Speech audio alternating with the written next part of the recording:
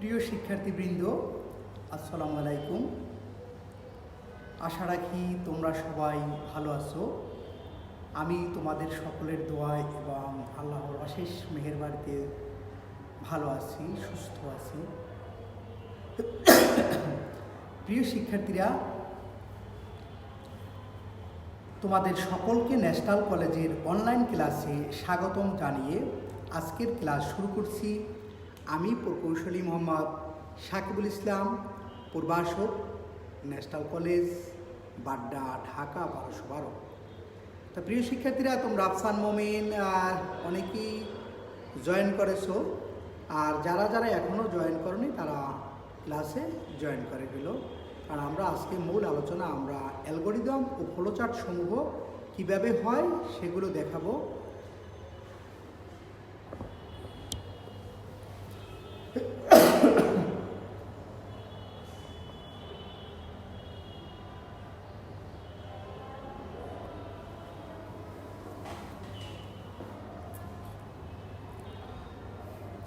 প্রিয় শিক্ষার্থীবৃন্দ, আমরা গত ক্লাসে অ্যালগরিদম ফ্লোচার্ট কি, অ্যালগরিদম ফ্লোচার্ট আকার নিয়ম,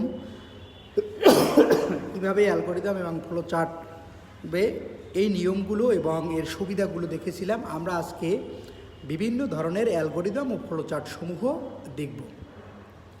তা আমাদের আজকের পাঠ যোগ, বিয়োগ, গুণ, ভাগ ও ক্ষেত্রফল নির্ণয় এর অ্যালগরিদম ও ফ্লোচার্ট। ইশরাত জাহান, মোহাম্মদ মহিউদ্দিন, তোমরা অনেকেই জয়েন করেছো, ধন্যবাদ সকলকে। সালামু আলাইকুম আসসালাম। মুসাদ্দিক নিশাদ আর আফসান মোমিন, থ্যাংক ইউ। তাহলে আমরা আজকে সবচেয়ে মজার ব্যাপার হচ্ছে, তুমি যদি একটা ফ্লোচার্ট ভালো করে বুঝো, একটা অ্যালগরিদম বুঝো, দেখবা তুমি সকল অ্যালগরিদমগুলো তোমার নিকট খুব সহজ হয়ে যাচ্ছে, তুমি খুব সহজেই এটা করতে পারবে।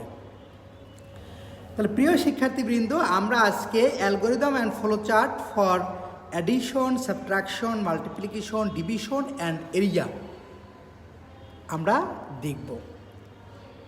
তাহলে প্রথমে আমি চলে যাই তোমাদের গত ক্লাসে আমি কিছু অ্যালগরিদম ফ্লোচার্ট আকার চিত্র দেখিয়েছিলাম। তোমরা আমাকে বলবে কোনটার কি কাজ। অর্থাৎ তোমরা এখানে ডিম্বাকৃত একটা সিম্বল দেখতেছো, এই ডিম্বাকৃত সিম্বলের কি কাজ ছিল মনে আছে?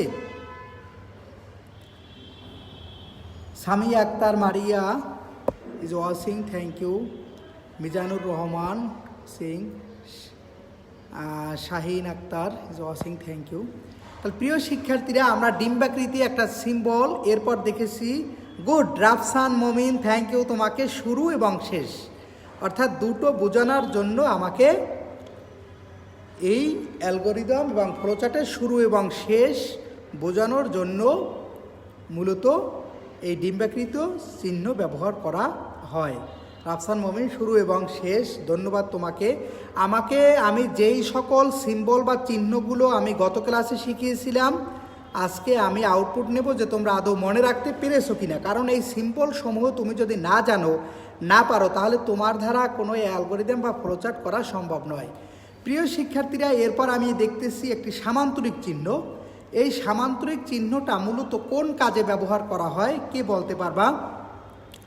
আমাকে একটু জানাও, কারণ তোমরা প্রত্যেকটা সিম্বলের আঁকার সময় যখন আঁকবে কোনটার কি কাজ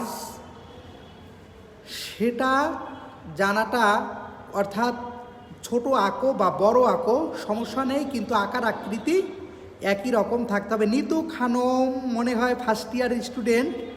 আচ্ছা, যাই হোক, তুমি সেকেন্ড ইয়ার ক্লাস করো, বুঝবে, সমস্যা নাই। না বুঝলে তোমাদের জন্য আমি তো আলাদা ক্লাসই নেব। রাফসান মোমিন, ইনপুট আউটপুট, থ্যাংক ইউ তোমাকে, অনেক ধন্যবাদ।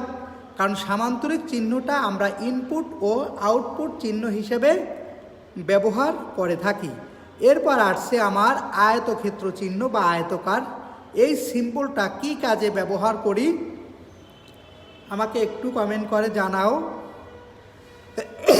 আয়তক্ষেত্র চিহ্ন অর্থাৎ এই সিম্বলটা আমরা কোন কাজে ব্যবহার করি।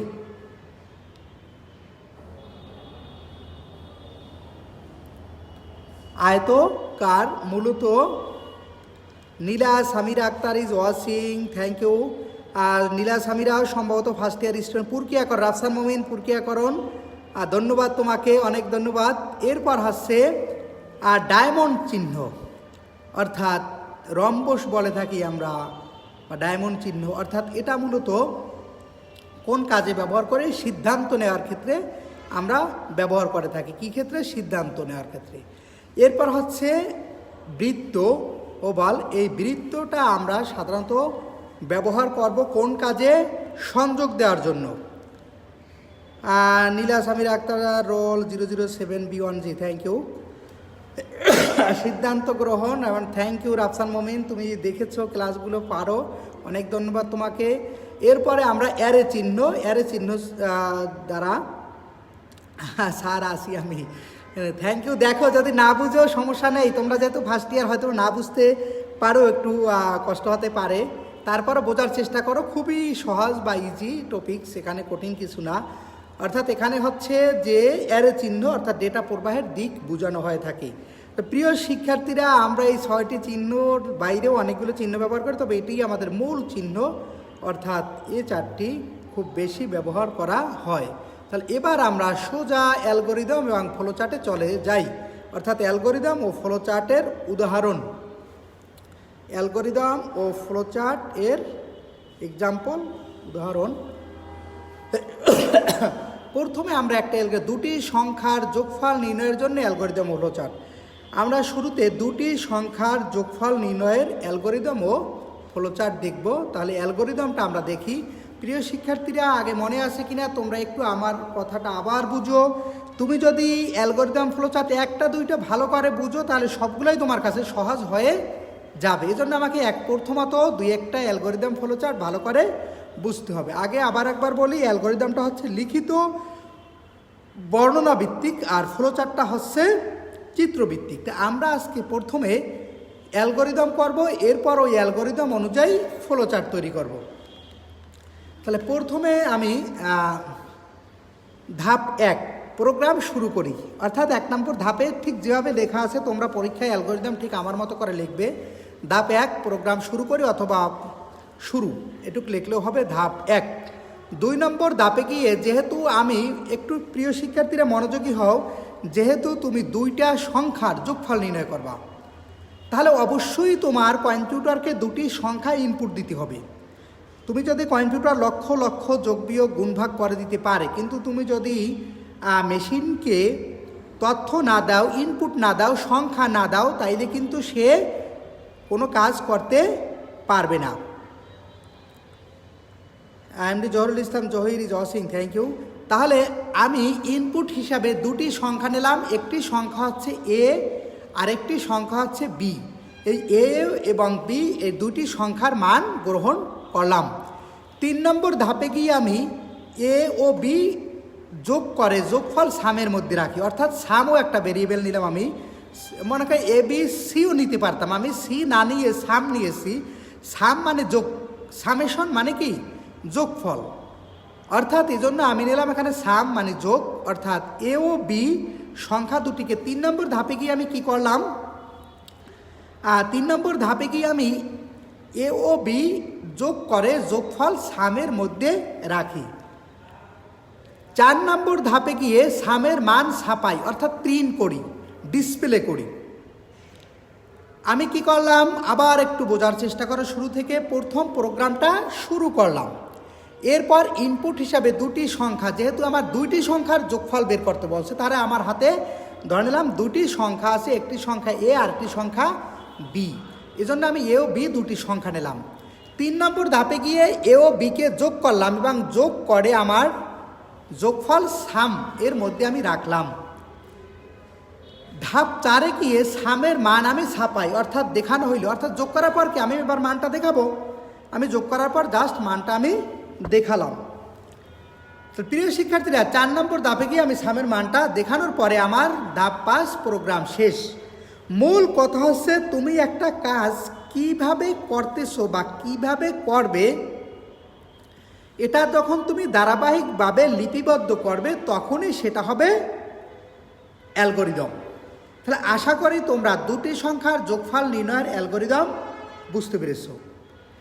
প্রিয় শিক্ষার্থীরা, এবার আমরা দুটি সংখ্যার যোগফল নির্ণয়ের ফ্লোচার্ট তৈরি করব। বুঝছো কি না অ্যালগরিদমটা? আমাকে একটু বুঝাও। কোনো ধাপ না বুঝলে আমাকে একটু কমেন্ট করে জানিয়ে দাও যে স্যার এই ধাপ বুঝিনি, আমি ওই ধাপটা আবার বুঝাবো। কারণ তুমি যদি একটা অ্যালগরিদম পারো, সকল অ্যালগরিদম তোমার নিকট সহজ হয়ে যাবে। সবসময় মনে রাখবে, অ্যালগরিদম যখন তুমি লিখবে ধাপ 1, ধাপ 2 এ দিয়ে লিখবে, এরপর যতগুলো ধাপ তোমার দরকার হয় এগুলো নেবে, তবে সসীম সংখ্যক ধাপের মধ্যে তুমি শেষ করবে।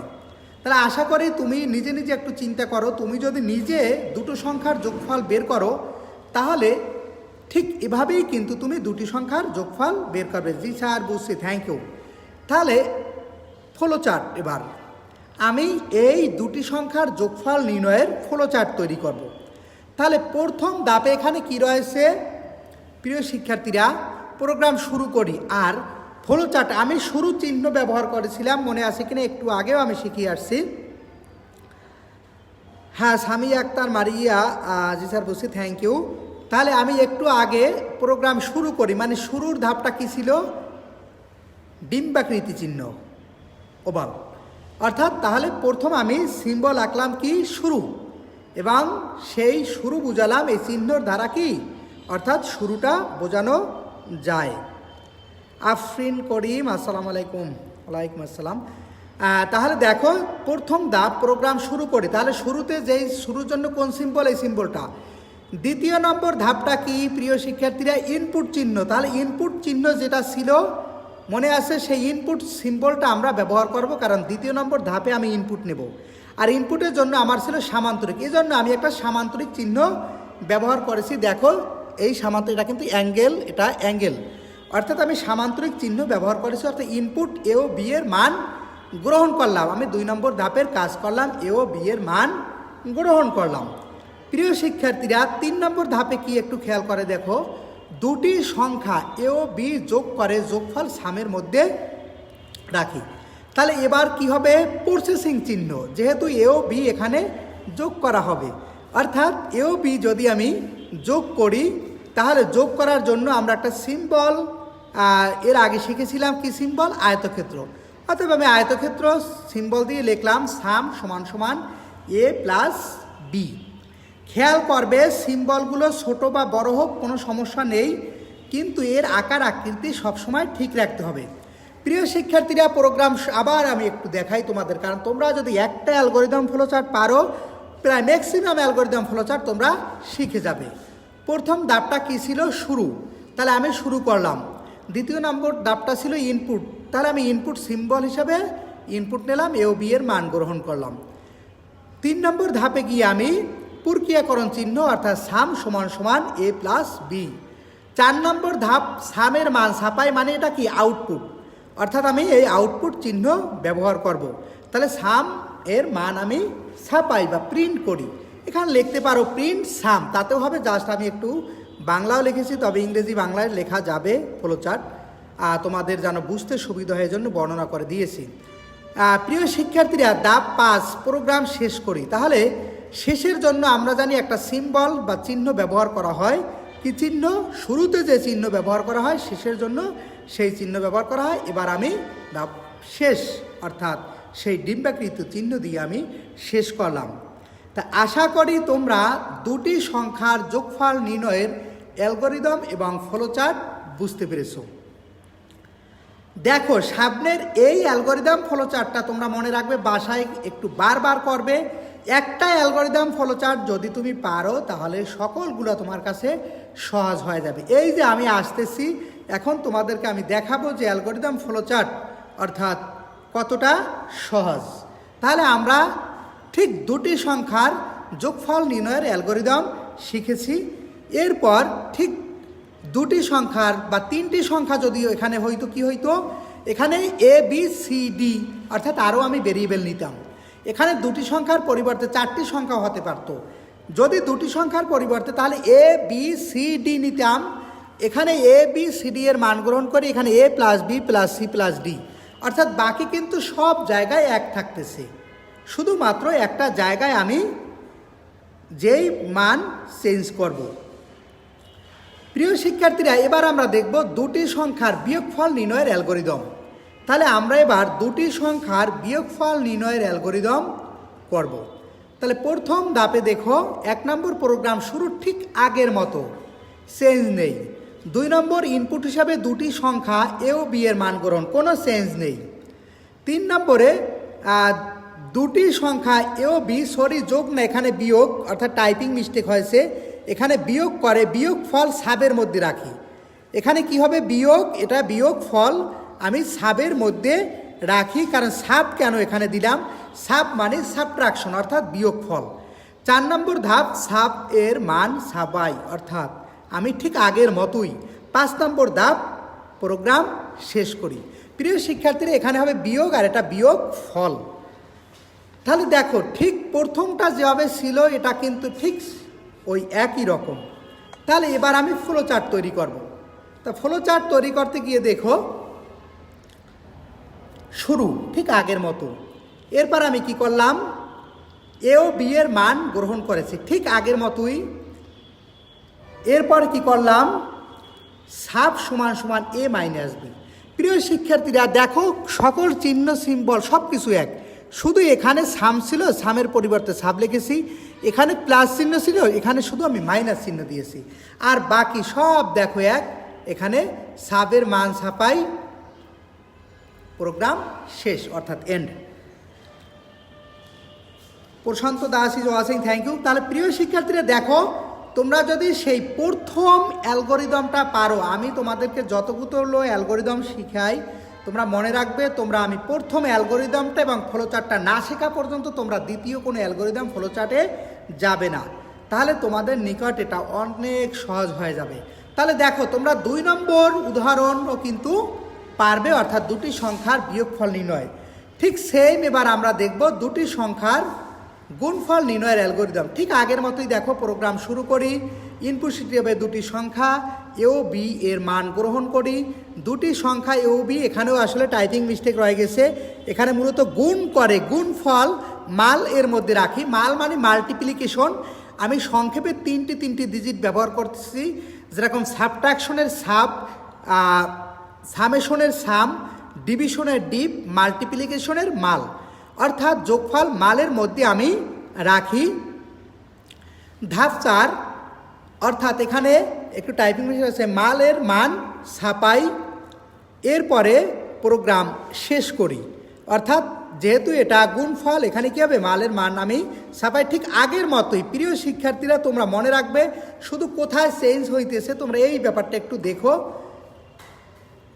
সব কিছু আগের মতো, শুধু একটা জায়গায় চেঞ্জ, মাল সমান সমান এ ইন্টু বি নির্ণয় করি, এরপর মালের মান ছাপাই, শেষ। তাহলে তোমাদেরকে কি বলেছিলাম, অর্থাৎ প্রোগ্রামের ফ্লোচার্ট ও অ্যালগরিদম যদি তোমরা একটা ভালো করে পারো, সবগুলো পারবে। এরপর দেখো, আমি তোমাদেরকে ডিভিশন এর অ্যালগরিদম ফ্লোচার্ট দেখাই। দেখো, ঠিক আগের মতোই এখানে দুটি সংখ্যা এ ও বি, অর্থাৎ টাইপিং মিস্টেক রয়ে গেছে। শুধু মনে রাখবে প্রিয় শিক্ষার্থীরা, তোমাদেরকে আমি একটি জায়গায় দেখাই, অর্থাৎ শুরুতে যেই প্রোগ্রামটা আমার ছিল, শুধু একটা জায়গায় দেখো, তুমি যখন যোগ করবে তখন এখানে লিখবো সাম, যখন তুমি বিয়োগ করবে এখানে লিখবো সাব, যখন গুণ করবে এখানে লিখবো মাল, যখন ভাগ করবে এখানে লিখবো ডিপ। ঠিক এখানে যোগের সময় যোগ চিহ্ন, বিয়োগের সময় বিয়োগ চিহ্ন, ভাগের সময় ভাগ চিহ্ন, গুণের সময় গুণ চিহ্ন। আবার তুমি যদি এখানে আমরা ইনপুট হিসাবে এ বি ব্যবহার করছি, তবে তুমি এখানে যদি সি ব্যবহার করো তাহলে তুমি সি ব্যবহার করতেও পারো, অর্থাৎ তাতেও তোমার কোনো সমস্যা নেই। তাহলে প্রিয় শিক্ষার্থীরা, আজকে এ পর্যন্ত। তোমাদেরকে ক্ষেত্রফল নির্ণয়ের অ্যালগরিদম ফ্লোচার্ট নেক্সট ক্লাসে দেখাবো, প্রায় সেম একই রকম। তাহলে আজকে তোমরা যোগফল, বিয়োগফল, গুণফল, ভাগফল এই 4টি অ্যালগরিদম ফ্লোচার্ট বাসায় করবে। তোমরা 2টি 3টি সংখ্যা, 4টি 5টি সংখ্যা দিয়েও তোমরা করার চেষ্টা করবে, এবং আশা করি তোমরা বাসায় প্র্যাকটিস করলে এটা খুব তোমাদের নিকট সহজ হয়ে যাবে। প্রিয় শিক্ষার্থীরা, তাহলে আজকে এ পর্যন্তই।